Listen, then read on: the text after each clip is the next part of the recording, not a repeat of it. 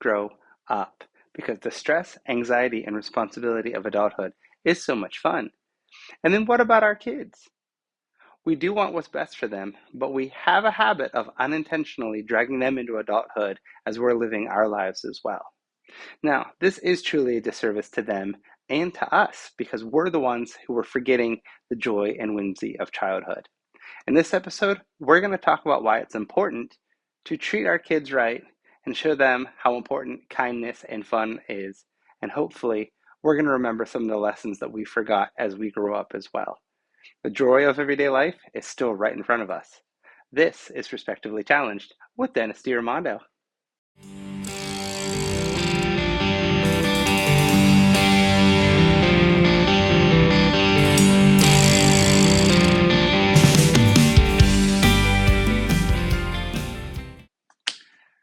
All right, guys, let's take a second and let's talk about the kids around us, your own kids, the ones that you see out in public.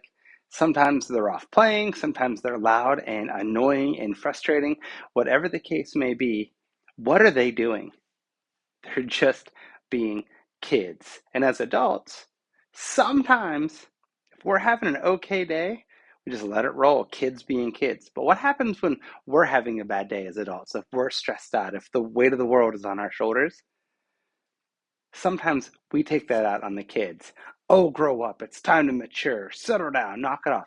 And I'm not lecturing anyone because I know for a fact that I do these things myself to my own kids and the kids around me. And quite honestly, it's unfair. We're the ones telling them to grow up when they're just trying to have fun and enjoy life. When we're the ones that have forgotten along the way how to have fun, how to let things go, and how to enjoy life. So we're going to talk about what we're doing and how we're messing up, both treating our kids the way we do to get them to elevate and really bother us less, but also why we're missing the best teachers and the best moments and the reminders of our youth because we're the adults and we're in charge. No, this is crazy stuff. All right, so let's get into it. You know, kids do. They wake up every single day with a sense of wonder. And at some point, they lose it because we're the ones telling them the expectations, what we expect of them. And they don't want to disappoint us. So they're going to adapt accordingly. And by doing so, they start to lose that fun and whimsy that really we all should have in our daily lives. Because, guys, as adults, we wake up, we go to work, we pay bills, we're responsible for keeping everyone safe and alive and healthy. And it sucks. I mean, it sucks. I mean, there's joy in raising kids, right? There's joy in, being successful, whether it's in your career or your family or whatever it might be. But that joy is easily offset by finding, happiness in the little things. And the teachers, the reminders, the little, like pull at your shirt, that is your reminder every single day from a kid, a child, your own. Just take a walk in a park and see the creativity of kids and the playgrounds and they're running around and you're just like, what are they doing? And then they tell you a story that you're like, where the heck did you come up with that? It's because their heads aren't full of responsibility. And why are we making them? It's so crazy. Sure, when it's school time, when they have to learn or whatever, that's great. But once they need that break, once they need to separate from their own childhood responsibility as they get older, we need to allow them and we need to facilitate that joy, even if we're tired and exhausted along the way. You know, as I was getting ready for this podcast, which has taken a little longer than I wanted it to because of my own adult responsibilities. Like it's summertime and I've tried to have as much fun as I could with my kids along the way, but at the same time, there's work. We're renovating our house. We have all these things happening that have taken away from, my time here in front of the camera and my time working and relating to you guys. But it's also given me pretty much an entire summer to reflect and think on the important stuff. Like my daughter, my older daughter, she's working on pitching right now and pitching for softball, which could be a little frustrating. It's a lot of technical movements and things like that. And I know there have been times that I've gotten frustrated and she's gotten frustrated, and I've had to just call it, be like, all right, we're done for the day. And she was upset, but I realized we were going down a stressful road. No one was enjoying things. There was no benefit. Like, you practice to learn how to do things better. But she wasn't enjoying it. Like, she was getting frustrated. I was getting frustrated. And sure, she was upset for a little while. And then the next day we went out and we did drills, just drills. No pitching. Let's just work on a couple little things for 5, 10 minutes. And it went awesome. And she walked away feeling confident.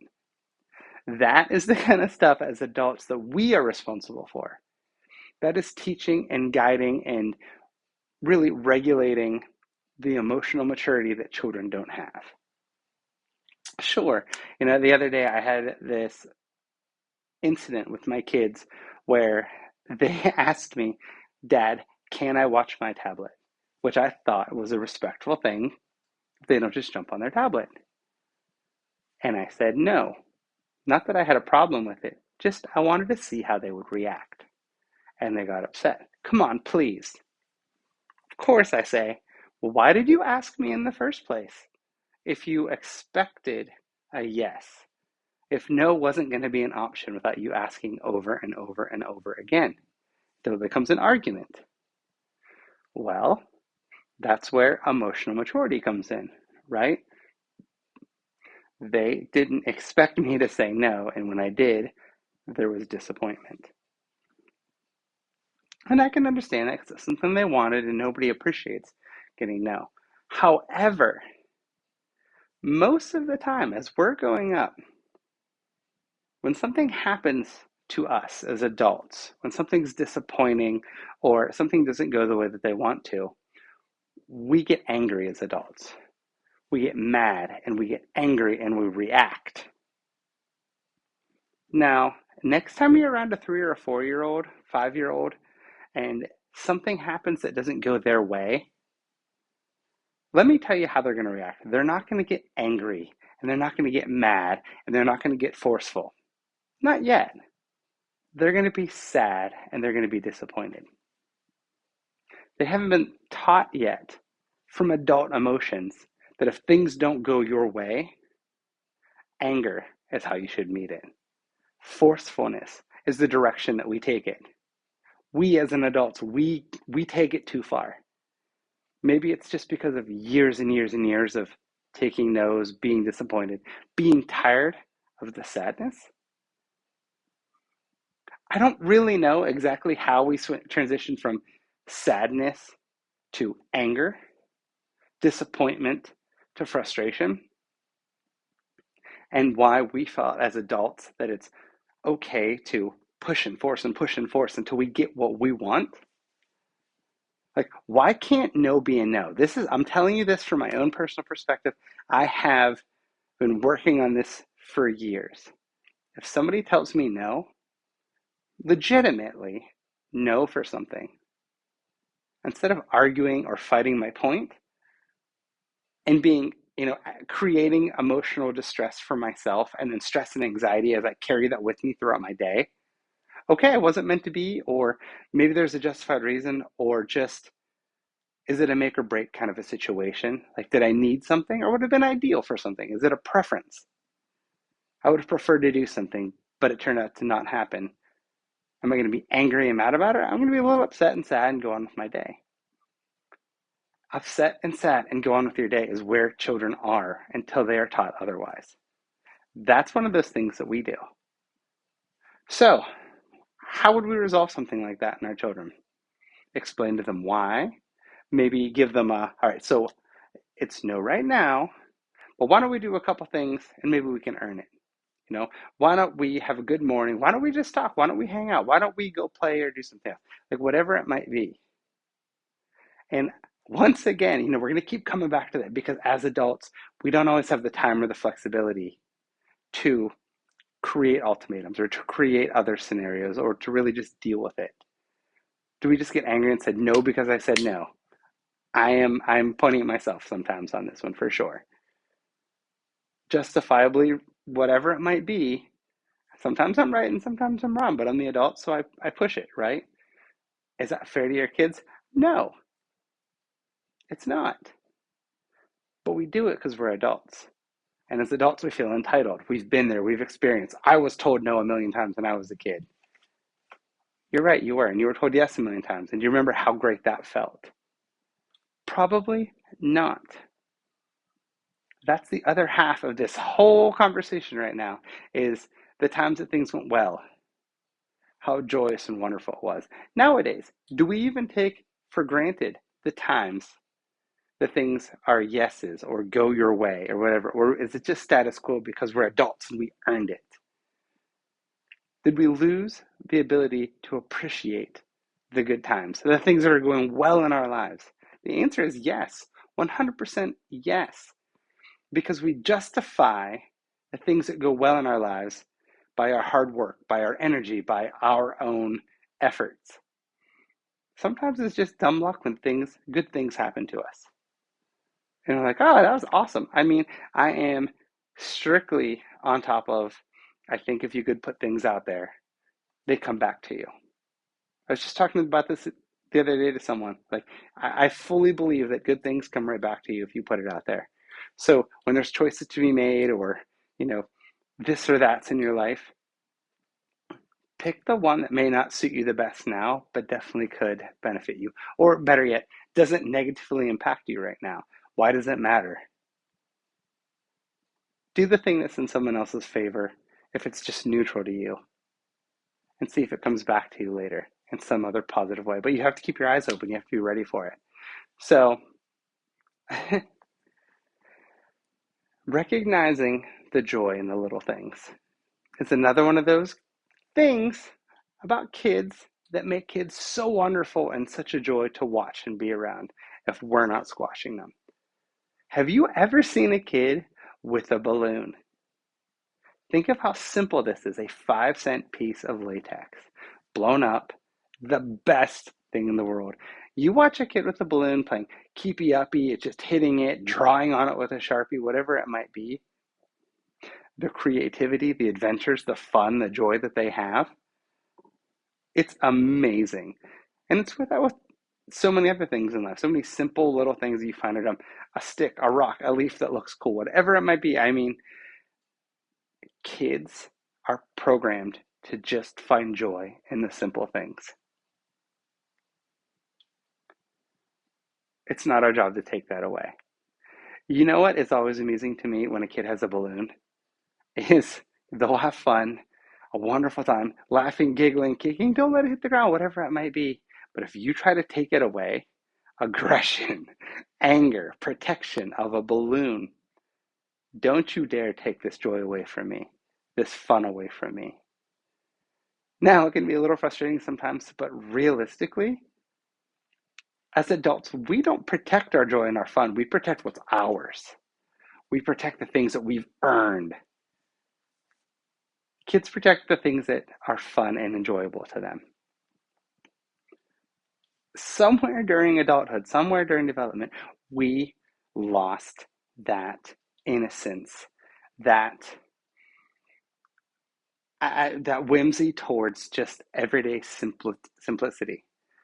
And I fully believe that there is so much room in our lives to be responsible and take care of the things that we need to take care of, and learn from the children, be reminded from children of why life is so valuable, why life is so great, why we shouldn't put so much stress on things that at the end of the day don't really matter at all. You're still going to go to sleep, you're still going to wake up, you're still going to go to work, you're still going to pay your bills. These things don't change. You're still going to have free time, which you choose how to use. Every once in a while, pick the fun stuff. And I'm not saying like, oh, I'm going to go to the casino because that's what I have. Do the simple things. Like, casino is a great example. I just came off the cuff with that. Casinos still require money. The loss of money, the stress and anxiety if you lose that money that you didn't really have to use just for the experience of being in a casino, right? There's cost, there's effect, there's way too much emotion. Go for a hike, sit by the water, just relax. Heck, I am an old school video game junkie, retro video game guy. When I'm stressed out, I will go in my basement and I'll play Mario Brothers or Duck Hunt or Donkey Kong or just Teenage Mutant Ninja Turtles. And if you are a 30 something, 40 something nerd like me, you can immediately hear the noise, the music from any of those video games from your childhood, and they made you feel a certain kind of way, right? The simple things in life, the simple times in life. Even video games are too evolved anymore. Just as I'm going on this tangent here, I enjoy a Call of Duty or a Halo or a first person shooter game as much as anybody else. But I don't ever walk away from them thinking, oh yeah, that was fun. Like I'm relaxed now. You walk away thinking, oh, I should have had a higher kill count or whatever it was. Like even video games are too sophisticated sometimes. Simplicity is gone as adults, or even I guess teenagers. And like when I hear kids talk about Minecraft and Roblox and all those other things like that, like it's creativity, it's fun, it's what it's supposed to be. And in this digital instantaneous world that we live in right now, I'm glad there are still developers out there making kid-friendly creative games. Sure, there's a dark side to all of them, and there can be because adults ruin it. It's not the kid's fault. So, with all of that said, we should take responsibility for the joy of the kids around us and allowing them to stay joyful. We also need to take responsibility for our own joy, for the influence that we're allowing around us on a daily basis and how it's affecting us. If you feel yourself in a low place, in a dark place, in a stressed out place, whatever it might be, ask yourself, what am I doing to get out of this? How am I reinforcing this with the way that I stream movies and watch the dramas and the things like that, or the content that I doom scroll on my phone? Put the phone down once in a while and just see the world around you. You're missing so much from the children, from daily activities, from the beauty of nature itself.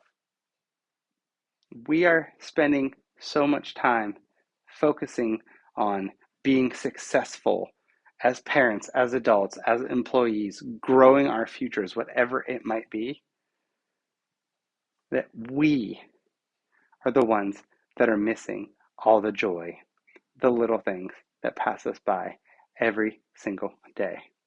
One of my all-time favorite things to do, especially when I get home at night, which I do often, have late nights, is to just sit on my back porch and look at the stars. Just that is one of those things that since I was a child to my college years and fun connections I've had with that, and even now is just the wonder of our universe, of this world around us, and how small we really, really are. And as small things, why do we put so much stress and so much just pressure on ourselves to be successful? Why do we suck the joy out of our own daily lives? It's all about priorities and it's all about perspective. And quite frankly, ladies and gentlemen, the success, the failure, the joy, the stress, whatever it is, to some extent, is rooted in our own thoughts and actions. So get ahead of them. Go find a niece, a nephew, your own kids, whatever. Blow up a balloon. Just show up and be like, let's play keepy uppy. A, I guarantee you they're going to know what you're talking about. Thank you, Bluey. And two, just be present and enjoy the little things around you. And when you're all said and done, go grab an ice cream and chill and make a memory. I'll tell you right now, you will never look back on that and say, I wish I hadn't. Never.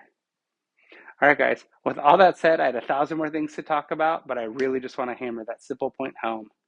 We are responsible for the little things and the joys around us. We just have to be open to the innocence and the whimsy that require to have them. I helped any of you. As always, please like, subscribe. I'm on um, all the different platforms: Apple Music, Spotify, Apple Podcast, YouTube videos.